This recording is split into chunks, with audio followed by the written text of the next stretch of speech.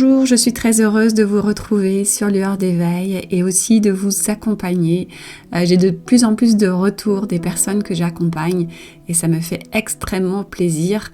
J'ai beaucoup de gratitude par rapport aux mots, par rapport aux petits messages que vous m'envoyez. Et voilà, donc ça me donne encore plus envie de continuer, ça me motive toujours aussi à vous faire des podcasts, à évidemment ouvrir de nouveaux sujets.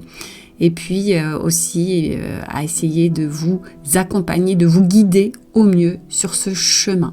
Et toujours avec pour moi, ce qui me tient à cœur, c'est évidemment de vous accompagner sur le chemin de développement personnel, spirituel, mais également sur la voie de l'amoureux, sur la voie de l'amour, avec un grand A également, sur le plan relationnel. C'est pour ça qu'aujourd'hui, j'avais envie de vous parler justement de l'épanouissement dans la relation amoureuse et je vais intituler ce podcast « Quand le développement personnel et spirituel vous ouvre la voie du développement relationnel ». C'est un point qui est très très important pour moi. Alors je vais démarrer ce podcast en reprenant mot à mot certaines phrases que vous m'écrivez lorsque vous entrez dans le groupe Facebook privé ou lorsque vous réservez une session gratuite avec moi. Vous savez que je vous demande toujours de me donner les raisons de votre venue vers moi. Et évidemment, je récupère tout ça et ça me donne tout un tas d'informations sur ce que vous vivez, ce que vous ressentez. Alors voici quelques phrases. Je suis une éternelle insatisfaite, trop souvent menée par mes émotions et mes peurs. Je souhaite reconnecter la relation amoureuse que je suis en train de perdre à cause de mon anxiété. Je souhaite sortir d'une relation qui a provoqué chez moi un tsunami émotionnel. Toutes mes pensées sont tournées vers lui et je suis tombée en dépression car d'autres soucis se sont greffés à cette rencontre inexplicable. Impossible pour moi d'aller vers l'autre. Je donne trop à la relation et je finis par m'épuiser. Donc voilà, j'ai pris quelques phrases, il y en a beaucoup d'autres, mais voilà, j'en ai extrait quelques-unes. Et lorsqu'on fait la synthèse de toutes ces problématiques que vous exposez, on peut construire une suite logique. 1. Vous êtes conscient que quelque chose en vous ne va pas bien. 2. Généralement, une façon pour vous d'aller mieux, c'est d'être en relation amoureuse. 3. Les blessures sont réactivées par l'autre qui joue son rôle de miroir. Et 4. La relation ne va pas bien.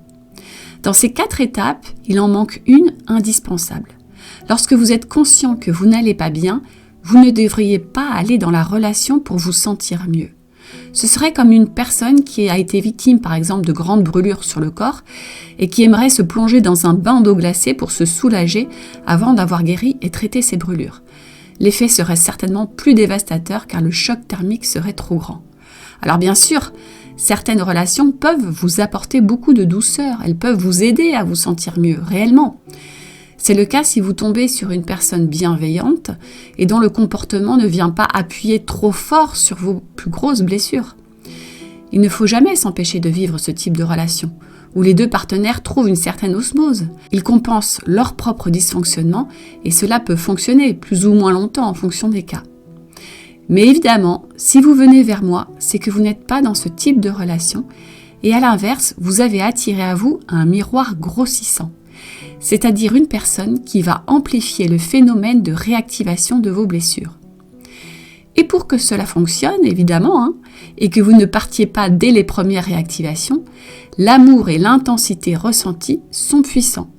Vous êtes entré dans ce que l'on appelle une relation de guérison karmique ou relation passionnelle avec de très grands hauts, mais aussi de très grands bas. Ce sont les montagnes russes. Alors si je reprends les 4 étapes de tout à l'heure, il serait bien d'en ajouter une entre la première et la deuxième. Si vous êtes conscient que vous n'allez pas bien, avant d'aller vers l'étape 2, c'est-à-dire la relation amoureuse qui pourrait combler tous vos manques, intéressez-vous à l'étape intermédiaire qui serait de pacifier déjà votre relation avec vous-même. Comment peut-on aimer l'autre de manière saine et équilibrée si on ne s'aime pas soi-même ? Je vous pose cette question. Alors je vais reprendre vos phrases. Si vous êtes mené par vos émotions et vos peurs, forcément vous retournerez vos émotions et vos peurs sur l'autre qui inconsciemment les révélera encore plus. Si vous êtes gouverné par l'anxiété va s'insinuer dans la relation et l'autre en sera victime. Lorsqu'on est anxieux pour soi-même, l'anxiété est décuplée avec un autre qu'on ne connaîtra jamais vraiment. Si une relation provoque chez vous un tsunami émotionnel, c'est que les émotions vous submergent certainement, même indépendamment de l'autre.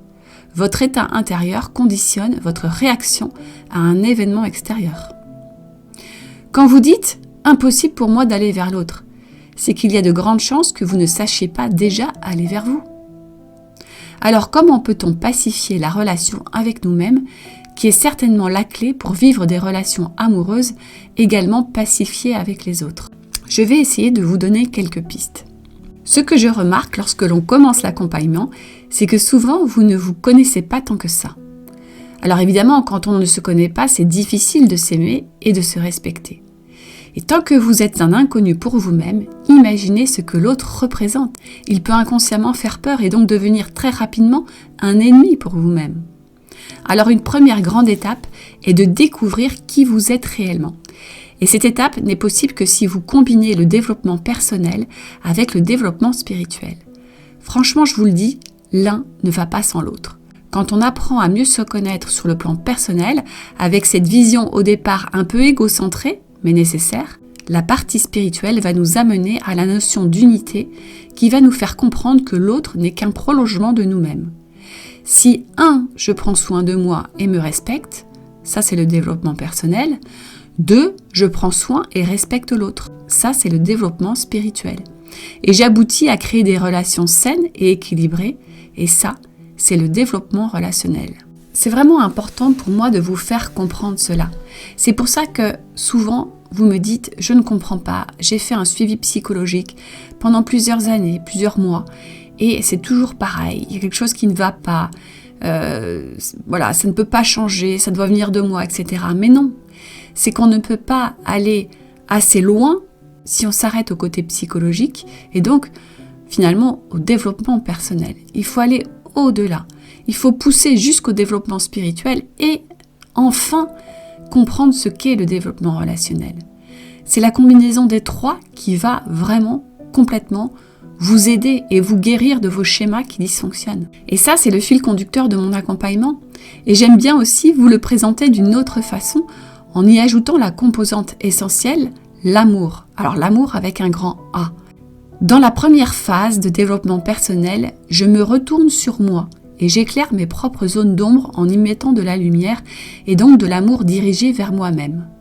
Ensuite, dans la deuxième phase de développement spirituel, je comprends que l'autre est comme moi, qu'il est même un prolongement de moi-même, que nous faisons qu'un, et que nous faisons partie d'un grand tout, comme les cellules de notre corps, à la fois uniques, mais continuellement en interaction et en osmose. Et puis dans la troisième phase de développement relationnel, je mets au service de la relation mon développement personnel, c'est-à-dire je sais qui je suis, je m'aime et je me respecte, avec mon développement spirituel, c'est-à-dire l'autre n'est jamais un ennemi, en tout cas je ne m'arrête pas à cette première vision de façade, donc je le respecte également. Dans ce processus, on essaie d'instaurer la paix, la sagesse et l'amour à chaque étape, envers soi-même d'abord, puis envers l'autre, et enfin au service de la relation. Ce processus est un vrai chemin que je vous propose d'emprunter au travers de mon programme d'accompagnement. Alors il peut vous sembler un peu utopique vu de l'extérieur, et notamment si vous êtes dans des relations extrêmement souffrantes. Mais sachez que la souffrance est à la hauteur de votre avancée dans ces 3 étapes. Plus une personne est blessée et dans le non-respect d'elle-même, plus elle va attirer une personne qui sera elle aussi dans la même souffrance, ou en tout cas dans de grands dysfonctionnements. Une personne qui a réussi à pacifier son être intérieur n'attirera pas une personne en guerre contre elle-même, ou si éventuellement c'est le cas, elle ne va pas rester auprès d'elle. Elle saura se préserver des liens toxiques. L'amour, c'est vraiment quelque chose qui se vit, qui se ressent, qui s'exprime sans que nous puissions l'expliquer vraiment. Mais en revanche, aimer est un art qui demande une certaine dose de conscience. Si l'amour s'exprime de manière magique, naturelle au sein de votre relation, mais que vous ne savez pas cultiver l'art d'aimer, la relation aura de grandes chances de s'arrêter ou alors de dysfonctionner. Alors si vous êtes intéressé, je vous propose au sein de mon accompagnement de cultiver cet art d'aimer, envers vous-même, envers les autres et au service de la relation. Donc n'hésitez pas à venir vers moi pour que je vous explique tout cela vous savez que je vous propose toujours un entretien gratuit. Voilà, je vous dis à très bientôt pour d'autres sujets. Au revoir.